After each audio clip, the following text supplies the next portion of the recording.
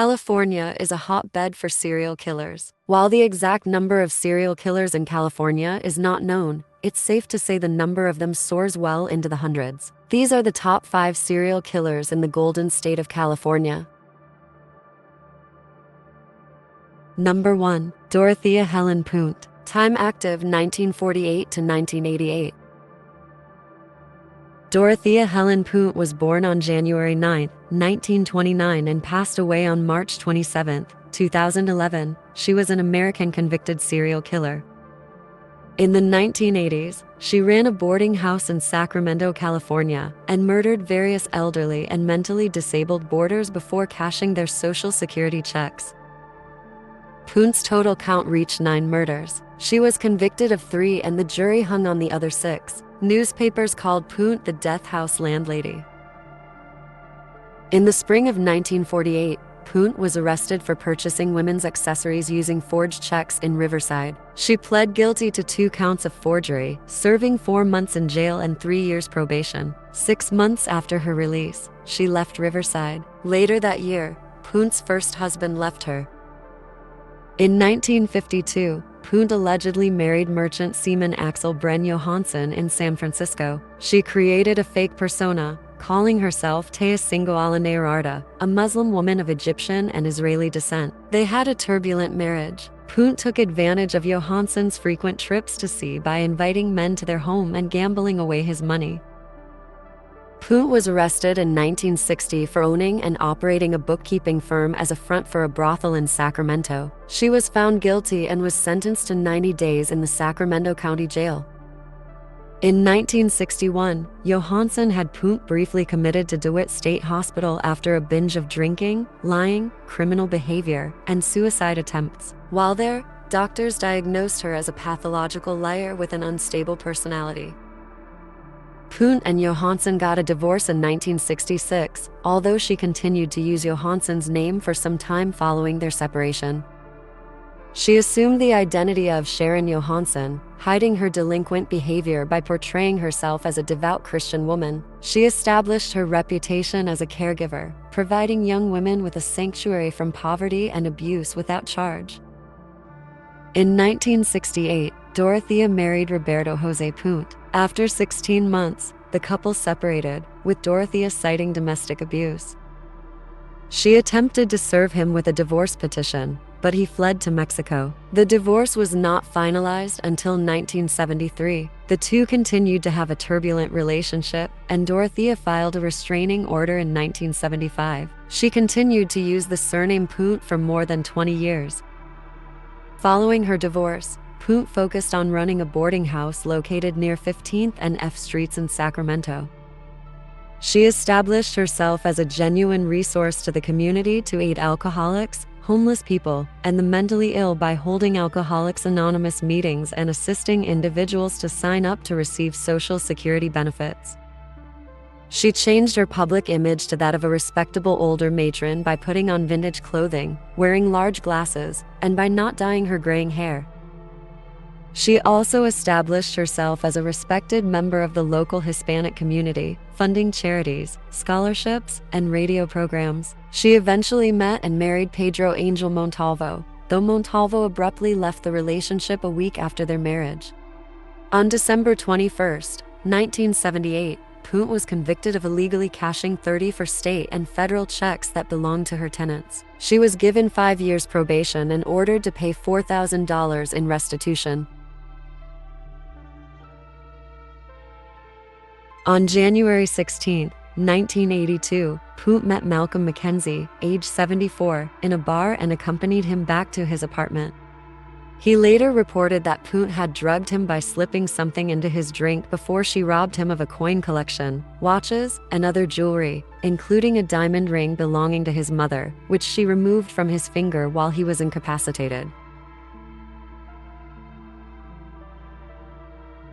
On April 28, 1982, Ruth Monroe, age 61, was found dead due to respiratory depression, caused by a massive overdose of codeine.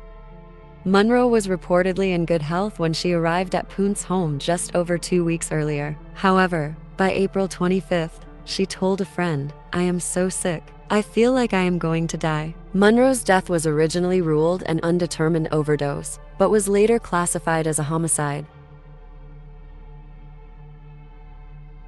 On May 16, 1982, Dorothy Osborne, age 49, found checks, credit cards, and other items missing, 8 hours after Punt visited her home and prepared her a drink.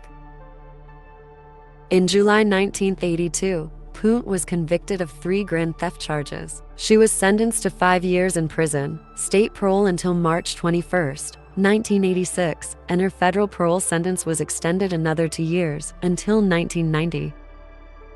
During her incarceration, she began corresponding with Everson Theodore Gilmuth, a 77-year-old retiree from Oregon. At the beginning of September in 1985, Gilmuth came to Sacramento with his truck and trailer and arrived at Punt's boarding house.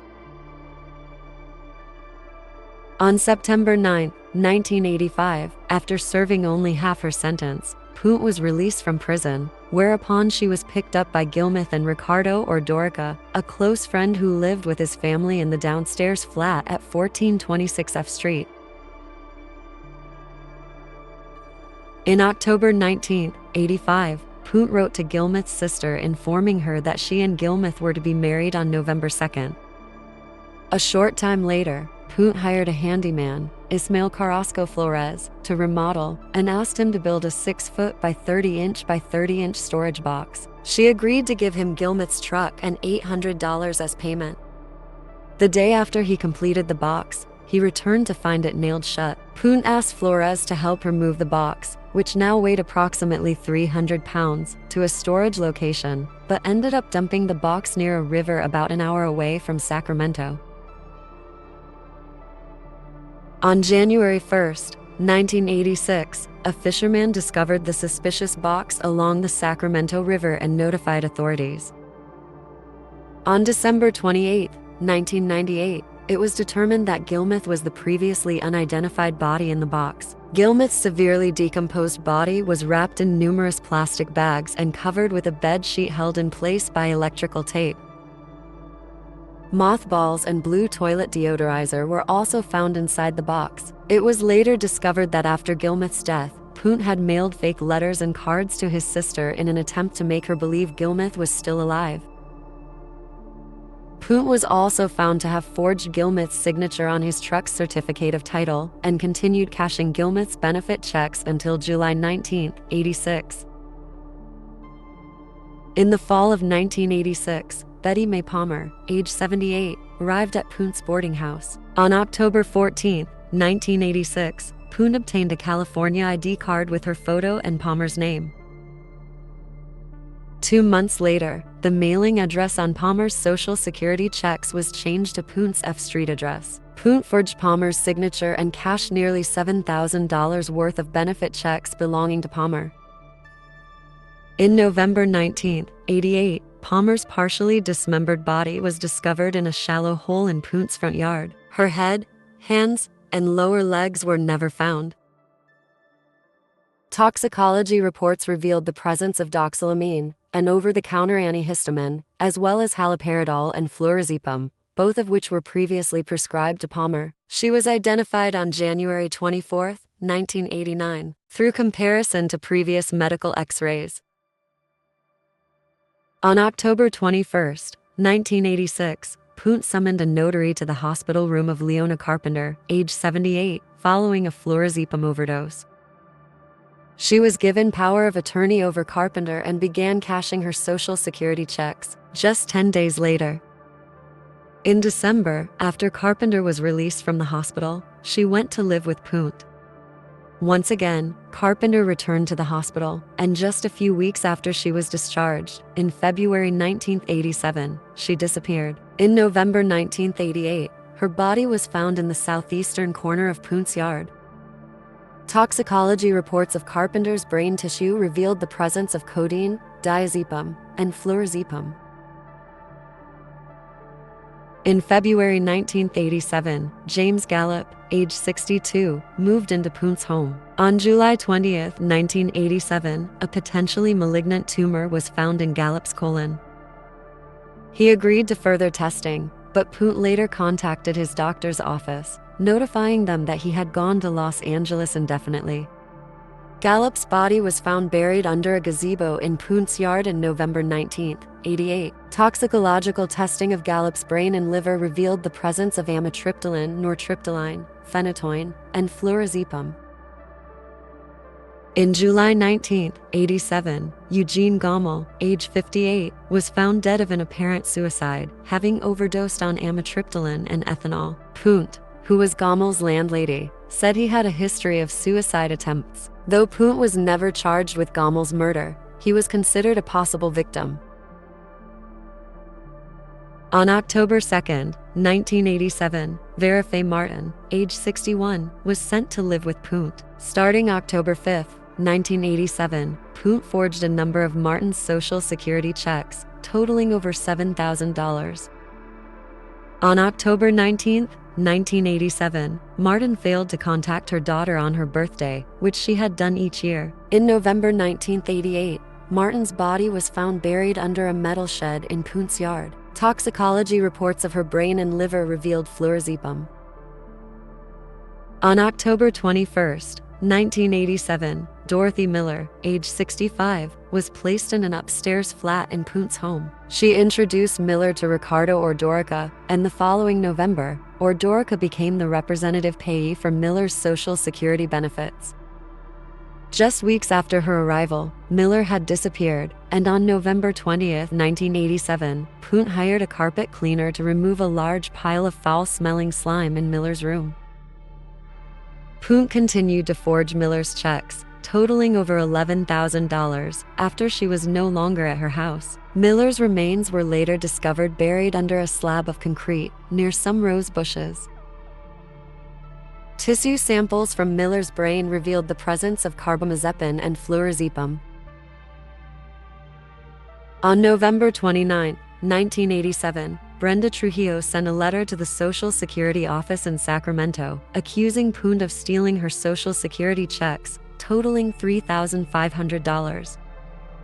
Trujillo met Punt in the Sacramento County Jail in 1982, and the two later shared a prison cell. After her release, Trujillo moved into Punt's boarding house, where Punt helped her apply for Social Security benefits.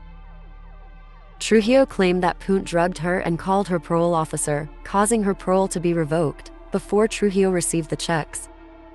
In February 1988, Alvaro Bert Gonzalez Montoya, age 51, arrived at Punt's home. In March, an application designating Punt as Montoya's benefits payee was filed. At the end of August, a roommate saw a man clearing Montoya's clothes out of the closet. He missed an appointment on August 29th and was last seen on August 24th. Punt told several people that Montoya went to Mexico to visit his relatives. Social workers continued to attempt to contact Montoya in September and October, to no avail. In November, Punt asked Donald Anthony, a former convict who had been working in her yard, to contact the social worker, pretending to be Montoya's brother-in-law. He agreed and called, stating his name was Michelle Obregon and that he picked up Montoya from the F Street house and took him to Utah. The social worker was suspicious and told Punt that she was going to call the police. On November 10th, the social worker received a letter, purportedly from Michelle Obregon, wrapped in a paper towel to avoid fingerprints. Days later, Montoya's body was found buried adjacent to Carpenter. Toxicology testing revealed the presence of loxapine, fluorazepam, diphenhydramine, amitriptyline, and carbamazepine. Montoya had prescriptions for all of the drugs except for carbamazepine. On March 9, 1988, Benjamin Fink, age 55, was sent to live with Punt. Fink's brother visited him on a weekly basis for 6 weeks. By the end of April, Fink was gone. Another tenant reported smelling a foul odor emanating from his room, but was told by Punt that it was a sewer backup. On April 29th, Punt received 12 bags of cement. That June, she had a hole dug next to the door of the metal shed, which was later filled in with concrete. In November, Fink's body was discovered in this area, wrapped in plastic knotted bedspread, secured with duct tape, and covered with blue absorbent pads. His toxicology report revealed the presence of amitriptyline, loxapine, and fluorazepam. On November 7, 1988, police spoke with John Sharp, a former resident, about the disappearance of Montoya. Initially, Sharp told police that he had seen Montoya 2 days earlier, but then slipped a note to the officer that said, "She wants me to lie to you." He later met with an officer to tell his story. On November 11, 1988, a detective returned to Punt's residence and, with her permission, began digging in areas that appeared to be recently disturbed. 30 minutes later, he discovered the first body. Just hours after a body was discovered in her backyard, Punt slipped away from police. On November 13, 1988, an all-points bulletin was issued for Punt. On November 17, 1988, Punt was flown from the Hollywood Burbank Airport to Sacramento, escorted by police, and booked in the county jail. She was then formally charged with the murder of Montoya. On March 10, 1989, criminal charges against Flores were dismissed due to the statute of limitations expiring 3 years after Gilmuth's body was discovered. Flores was later granted immunity for his testimony against Punt. On March 31, 1989, an amended complaint was filed, charging Punt with 9 counts of murder, with special circumstance, qualifying it as a death penalty case. According to investigators, most of her victims had been drugged until they overdosed. Punt then wrapped them in bed sheets and plastic lining before dragging them to open pits in the backyard for burial. By May 24, 1990, the prosecutor rested his case for the preliminary hearing to determine whether the case could proceed to trial, having called 71 witnesses and introducing 108 exhibits. On June 19, 1990, a judge ruled that there was ample circumstantial evidence to send Punt to trial, and on July 31, 1990, Punt pleaded not guilty. After numerous delays, on October 19, 1992, a judge ruled that Punt would face all 9 murder counts, and that all cases would be heard in Monterey County. On December 21, 1992, 12 jurors, consisting of 8 men and 4 women, were selected for Punt's trial. The following month, 6 alternate jurors, 5 women and 1 man, were selected to back up the 12 regular jurors. Punt's trial began on February 9, 1993. By the conclusion of the trial, 156 witnesses testified, more than 3,100 exhibits had been submitted, and over 22,000 pages of transcript were recorded. On August 26, 1993, Punt was convicted on 3 counts of murder for Benjamin Fink, Leona Carpenter, and Dorothy Miller. The jury, after deliberating for 35 days, remained deadlocked on 6 cases: Ruth Munro, Everson Theodore Gilmuth, Betty Mae Palmer, James Gallup, Vera Faye Martin, and Alvaro Gonzalez Montoya. During the penalty phase of the trial, jurors found themselves deadlocked once again, and on October 13, 1993, Punt was spared the death penalty.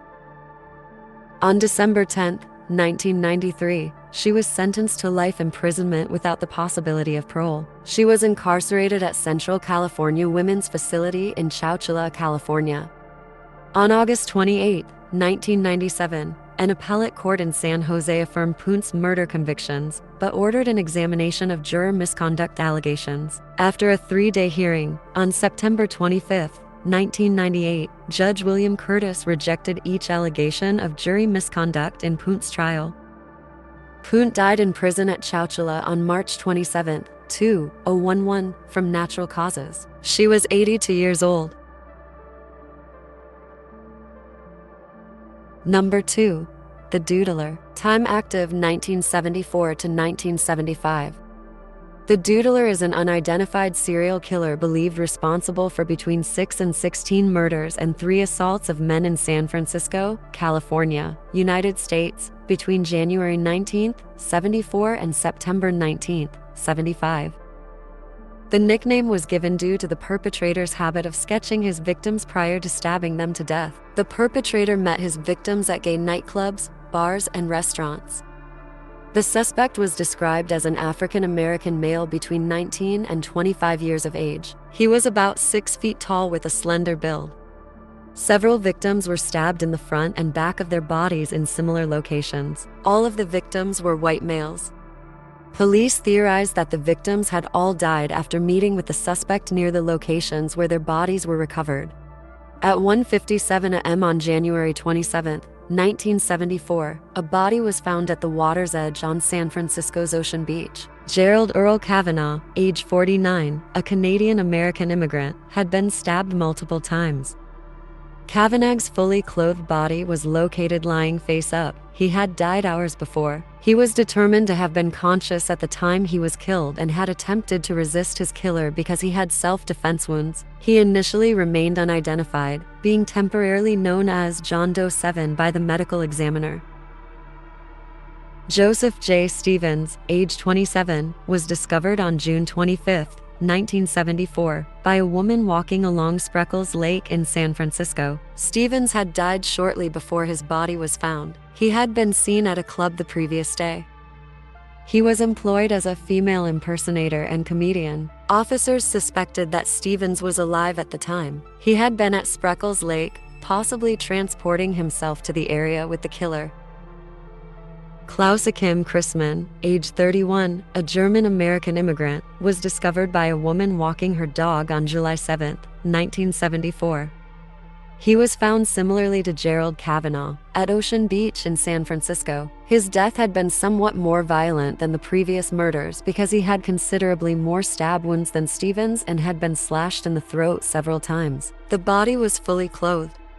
Christmann, unlike the previous victims, was married and had children. The fact that he had a makeup tube on his person when he died suggested to police he may have been a closeted gay man. He remained unidentified briefly while police were investigating the cases, which they had believed were related, after the third murder.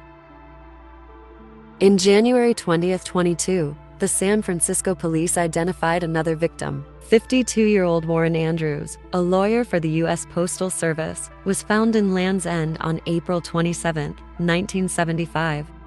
Andrews was found unconscious but never regained consciousness, dying 7 weeks later. Andrews was beaten to death with a rock and a tree branch. Land's End is located just north of Ocean Beach, where 4 of the other victims' bodies were found.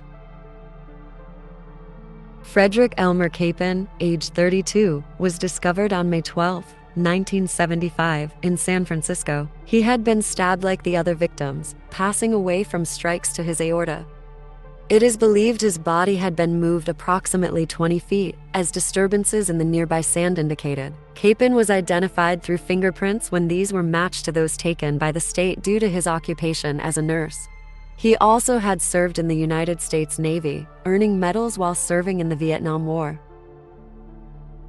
Harald Gullberg, age 66, was a Swedish-American immigrant who was discovered on June 4, 1975, in a decomposed state, about 2 weeks after his death in Lincoln Park.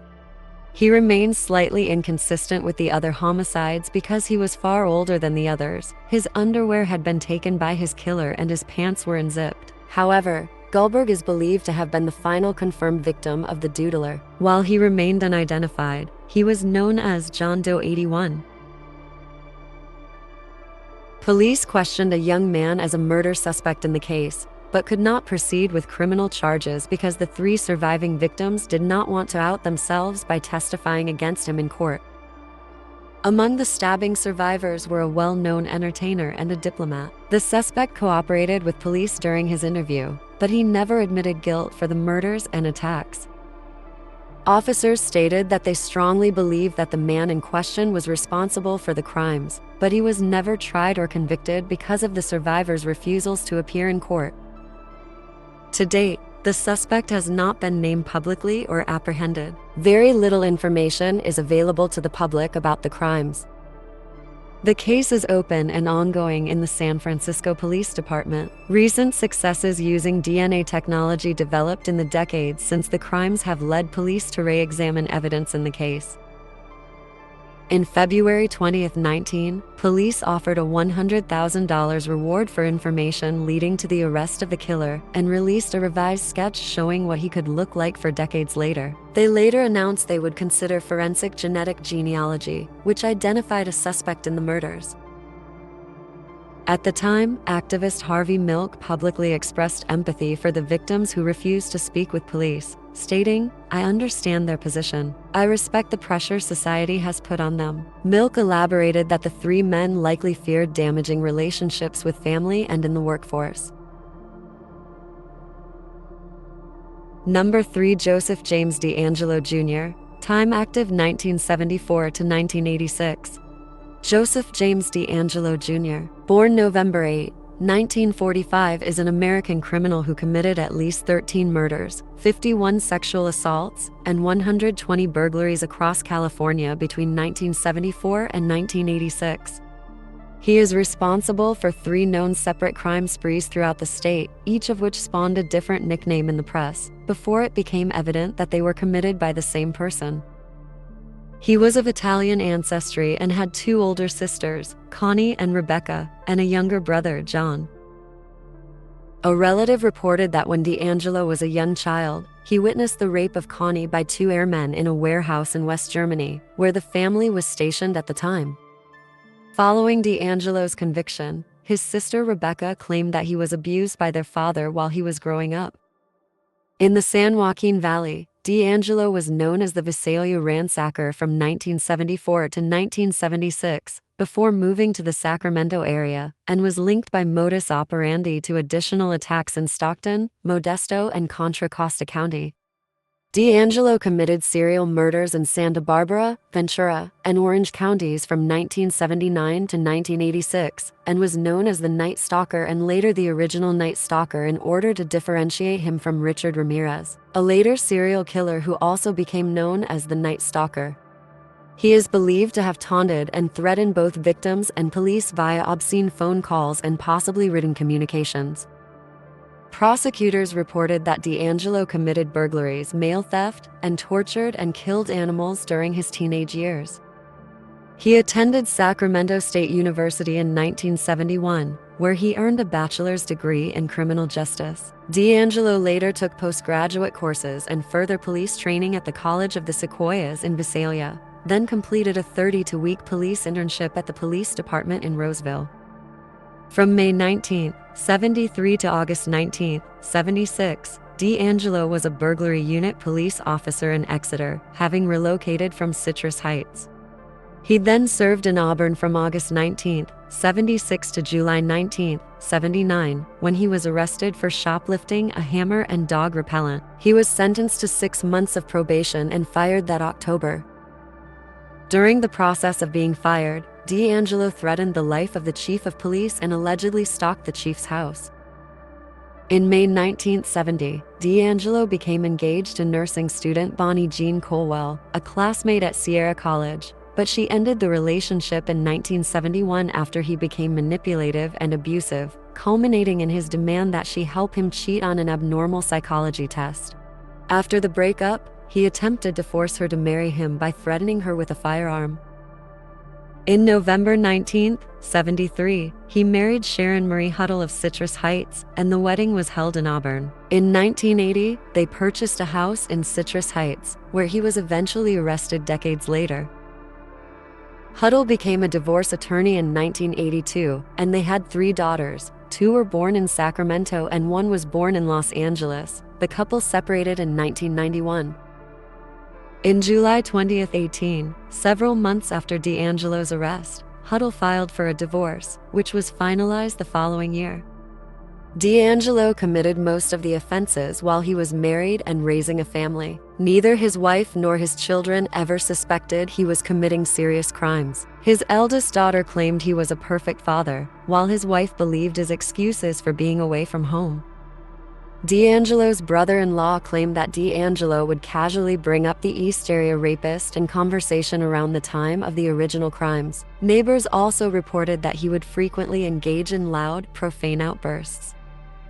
One neighbor reported that his family received a phone message from DeAngelo threatening to deliver a load of death because of their barking dog. He was living with a daughter and granddaughter at the time of his arrest. During the decades-long investigation, several suspects were cleared through DNA evidence, alibis, or other investigative methods. DNA evidence linked D'Angelo to 8 murders in Goleta, Ventura, Dana Point, and Irvine. 2 other murders in Goleta, lacking DNA evidence, were linked by modus operandi. D'Angelo pleaded guilty to 3 other murders, 2 in Rancho Cordova and 1 in Visalia. He also committed more than 50 known sexual assaults in the California counties of Sacramento, Contra Costa, Stanislaus, San Joaquin, Alameda, Santa Clara, and Yolo, and he was linked to hundreds of incidents of thefts, burglaries, vandalism, peeping, stalking, and prowling. On October 11,979, an intruder broke in and tied up a Goleta couple. Alarmed at hearing him say, "I'll kill him," to himself, the man and woman tried to escape when he left the room, and the woman screamed. Realizing that the alarm had been raised, the intruder fled on a bicycle. A neighbor who was an FBI agent responded to the noise and pursued the perpetrator, who abandoned the bicycle and a knife and escaped on foot through local backyards. On December 30, 1979, 44-year-old orthopedic surgeon Dr. Robert Offerman and 35-year-old clinical psychologist Dr. Deborah Alexandria Manning were found shot to death in the bedroom of Offerman's condominium on Avenida Pequena in Goleta. Manning had also been sexually assaulted. 2 of her rings were found hidden between the mattress and bed frame near her body. Offerman's bindings were untied, indicating that he had lunged at the attacker. Neighbors had heard gunshots. Paw prints of a large dog were found at the scene, leading to speculation that the killer may have brought one with him. The killer ate leftover Christmas turkey from Offerman's refrigerator, leaving the remnants in the kitchen. There was also evidence the killer had broken into the vacant adjoining condo and stolen a bicycle, later found abandoned on a street north of the scene, from a 3rd residence in the complex. On March 13, 1980, 33-year-old interior designer Charlene Smith and 43-year-old attorney Lyman Smith were found murdered in their Ventura home. Charlene Smith had also been sexually assaulted. A log from a woodpile on the side of the house was used to bludgeon the victims to death. They were discovered 3 days later by Lyman's 12-year-old son when he stopped by to mow the lawn. The bedroom alarm clock was still going off. Their wrists and ankles had been bound with a drapery cord. An unusual Chinese knot, a diamond knot, was used on Charlene's wrists. The same knot was noted in the East area. Rapist attacks, at least one confirmed case of which was publicly known. The murderer was, therefore, briefly given the name Diamond Knot Killer. On August 19, 1980, 24-year-old Keith Eli Harrington and 27-year-old Patrice Briscoe Harrington were found bludgeoned to death in their home on Cockleshell Drive in Dana Point's Niguel Shores gated community. Although there was evidence that the Harringtons' wrists and ankles were bound, no murder weapon or ligatures were found at the scene. The Harringtons had been married for 3 months at the time of their deaths.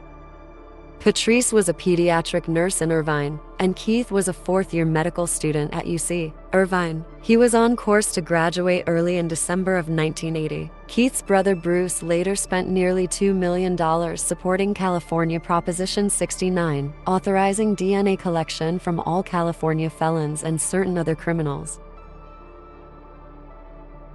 On February 6, 1981, 28-year-old Manuela Withen was sexually assaulted and murdered in her Irvine home. Although Withen's body had signs of being tied before she was bludgeoned, no murder weapon or ligatures were found. Though the victim was married, her husband was away, hospitalized, and she was alone at the time of the attack. On July 27, 1981, 35-year-old Sherry Domingo and 27-year-old Gregory Sanchez became the original Night Stalker's 10th and 11th murder victims.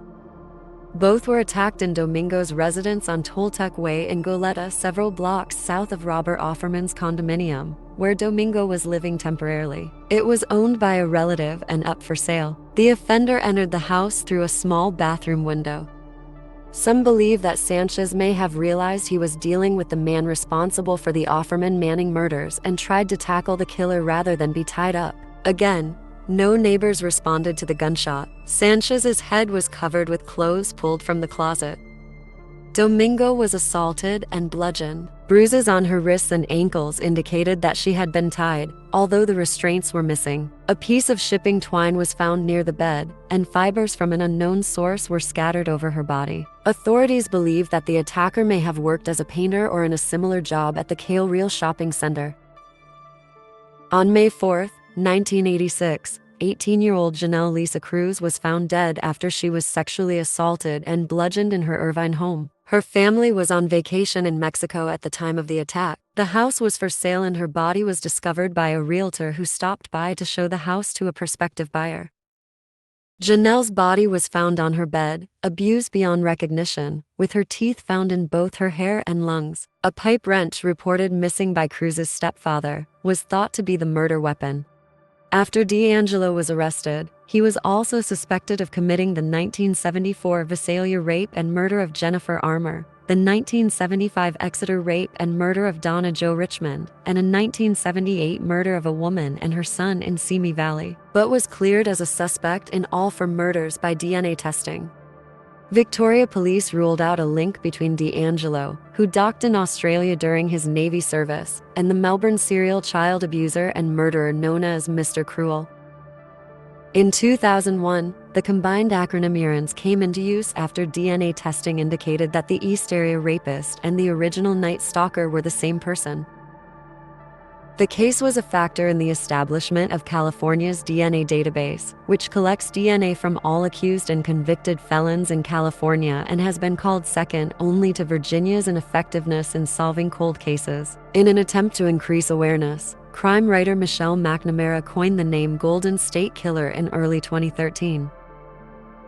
On June 15, 2016, the Federal Bureau of Investigation (FBI) and local law enforcement agencies held a news conference to announce a renewed nationwide effort, offering a $50,000 reward for the Golden State Killer's capture. On April 24, 2018, California authorities charged 72-year-old D'Angelo with 8 counts of first-degree murder, based upon DNA evidence. Investigators had identified members of D'Angelo's family through forensic genetic genealogy. This was also the first announcement connecting the Visalia ransacker crimes to D'Angelo. Owing to California's statute of limitations on pre-2017 sexual assault cases, D'Angelo could not be charged with the SAs he had committed in the 1972s, but he was charged in August 2018 with 13 related kidnapping and abduction attempts. On June 29, 2020, D'Angelo pled guilty to multiple counts of murder and kidnapping. As part of a plea bargain that spared him the death penalty, D'Angelo also admitted to numerous crimes with which he had not been formally charged, including sexual assaults. On August 21, 2020, D'Angelo was sentenced to life imprisonment without the possibility of parole. Number 4. Roger Reese Kibb. Time active 1977 to 1987. Roger Reese Kibb was born on May 21, 1939 and passed away on February 28, 2021. He was an American serial killer and sexual assaulter known as the I-5 Strangler. Kibb found all but one of his victims on freeways around Sacramento, California. In 1991, he was sentenced to 25 years to life imprisonment for the death of Darky Frackenpole. Kibb was first arrested for assault and battery in 1987 after attempting to handcuff prostitute Deborah and Guffey. Guffey fought back and a police officer heard her screaming. With Guffey's testimony, Kibb was convicted and sentenced to 8 months in jail, during which time police put together the murder case against him. Kibb was arrested in 1988 for murdering Darky Frackenpole the previous year. He was convicted of first-degree murder and sentenced to 25 years to life in prison. In 2003, he accompanied prosecutors and detectives to a dry creek he remembered to try to find the body of Lou Ellen Burla, whom he had unalived in 1977. In 2007, a detective searched the area again. In 2009, Kibb again returned to the site with detectives. Burla's body was not found, and a grand jury was convened. After a plea bargain to avoid the death penalty, on November 5, 2009, Kibb pleaded guilty to the murders of 6 other women and was sentenced to 6 additional life sentences. In 2011, a detective returned to the Burla dump site on his own and found a bone in the creek. DNA testing proved it to be Burla's. Burla had left her Walnut Creek, California, home in 1977 for a job interview, but never returned. Kib kidnapped his victims, tied them up with parachute rigging cord, and silenced them with duct tape. He then proceeded to cut open their clothes in irregular shapes with scissors that had belonged to his mother. Sometimes he strangled his victims with the parachute cord with which he skydived. Then, he sexually assaulted them and strangled them to death. Kib also cut off most of the hair of his victims to remove the duct tape before leaving the scene of the crime. Llewellyn Burla, age 21, met Kib for an interview on September 10, 1977. She met him again the next morning and never returned home. Kib eventually confessed to sexually assaulting and murdering her, and after all these years, her body was found. Laura Rena Hedek, age 21, was last seen getting into a car with a white, middle-aged man on April 20, 1986. Her body was found near Sacramento on September 6, 1986. Barbara Ann Scott, age 29, was found strangled beneath a tree on a golf course in Antioch on July 3, 1986. Stephanie Brown, age 19, was found sexually assaulted and strangled to death in a drainage ditch in San Joaquin County on July 15, 1986. A pair of unusual scissors were found near her body. Charmaine Sabra, age 26, was found strangled on November 9, 1986, in Ione. She was last seen on August 17, 1986, accepting a ride from a stranger after the car she and her mother were in broke down on Interstate 5. Catherine Kelly Quinones, age 25, was found strangled near the Pope Creek Bridge at Lake Berryessa on December 21, 1986. Her body was identified through fingerprints as Trachi Lynn Goebel, one of the 17 aliases used by Quinones. Karen Louise Finch, age 25, vanished on June 14, 1987. 7 days later, her body was found in a slough house ditch. She had been sexually assaulted and her throat was cut. Duct tape was found in her hair. Kib was not charged with Finch's death. Darky Rennie Frackenpole, age 17, a runaway from Seattle, living in Sacramento, was found strangled on September 19, 1987, in South Lake Tahoe. She was last seen around August 23, 1987. On February 28, 2021, Kib passed away at approximately 12:40 a.m. in Mule Creek State Prison. An officer made the discovery. Jason Budrow's cellmate, age 40, was present at the scene. Budrow, a self-avowed Satanist who was serving a life sentence for the 2010 strangling death of 48-year-old Margaret Dalton, claimed he had murdered Kib to avenge his victims. He has been charged with first-degree murder with special circumstances for killing Kib, albeit prosecutors said they will not seek a death sentence against him. Budrow was given a second life sentence for Kib's murder and is currently charged with the August 20, 2023 attack on Paul Flores, who was the murderer of Kristen Smart. On March 3, 2021, the Amador County Sheriff's Office released the results of Kib's autopsy report, showing that he had passed away from manual strangulation. Number 5. The Zodiac Killer. Time active 1966 to 1969. In 1974, the Zodiac claimed 37 victims in his last confirmed letter. This tally included victims in Southern California such as Sherry Jo Bates, who was murdered in Riverside in 1966. Despite many theories about the Zodiac's identity, the only suspect authorities ever named was Arthur Lee Allen, a former elementary school teacher and convicted sex offender who died in 1992. The unusual nature of the case led to international interest that has been sustained throughout the years. The San Francisco Police Department marked the case inactive in 2004, but reopened it prior to 2007. The case also remains open in the California Department of Justice, Federal Bureau of Investigation, the city of Vallejo, as well as in Napa and Solano counties. Investigators agree on 4 confirmed attacks by the Zodiac Killer in California. 5 victims were killed during these attacks, and 2 survived. David Arthur Faraday, age 17, and Betty Lou Jensen, age 16, were shot to death on December 20th, 1968, on Lake Herman Road in Benicia. Michael Renaud Majot, age 19, and Darlene Elizabeth Farron, age 22, were shot around midnight between July 4th and 5th, 1969, in the parking lot of Blue Rock Springs Park in Vallejo. Majot survived the attack. Farron was pronounced dead at Kaiser Foundation Hospital. Brian Calvin Hartnell, age 20, and Cecilia Ann Shepard, age 22, were stabbed on September 27, 1969, at Lake Berryessa in Napa County. Hartnell survived, but Shepard died at Queen of the Valley Hospital as a result of her injuries on September 29. Paul Lee Stein, age 29, was shot to death on October 11, 1969, in the Presidio Heights neighborhood of San Francisco.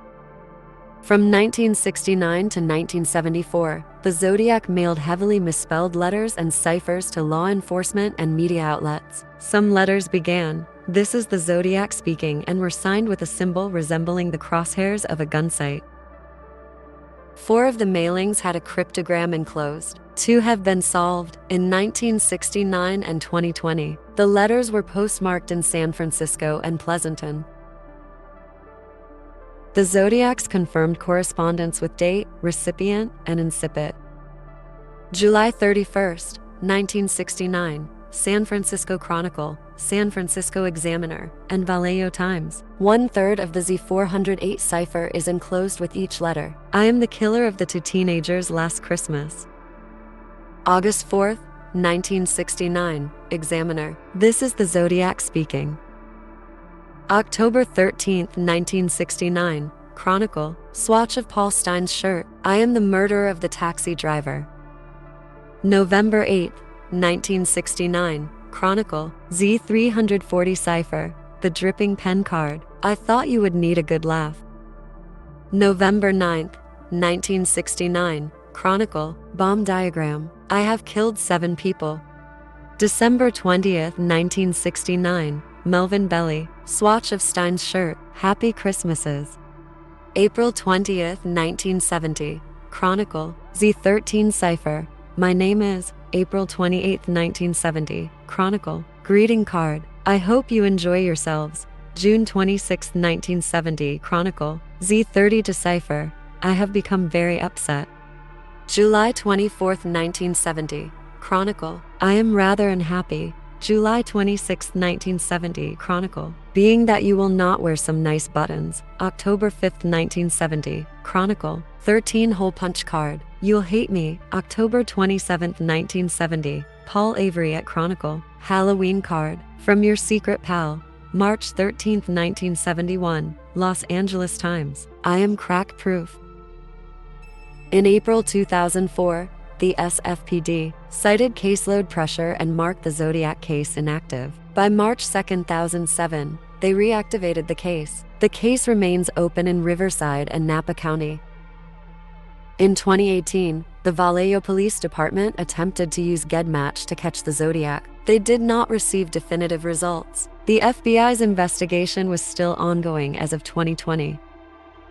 The SFPD had investigated an estimated 2,500 Zodiac suspects by 2009, a half-dozen of whom are seen as credible. Richard Grinnell, who runs the website Zodiac Ciphers, stated in 2022 that there are probably 50 to 100 suspects named every year.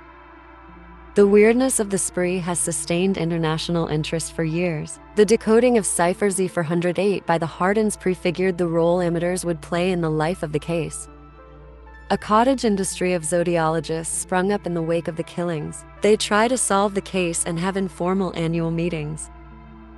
The Zodiac also spawned copycat killers like Heriberto Seda in New York City and Shinichiro Azuma in Japan. Seda actually called himself the Zodiac. Despite many theories about the Zodiac's identity, the only suspect authorities ever named was Arthur Lee Allen, a former elementary school teacher and convicted sex offender who died in 1992. The unusual nature of the case led to international interest that has been sustained throughout the years.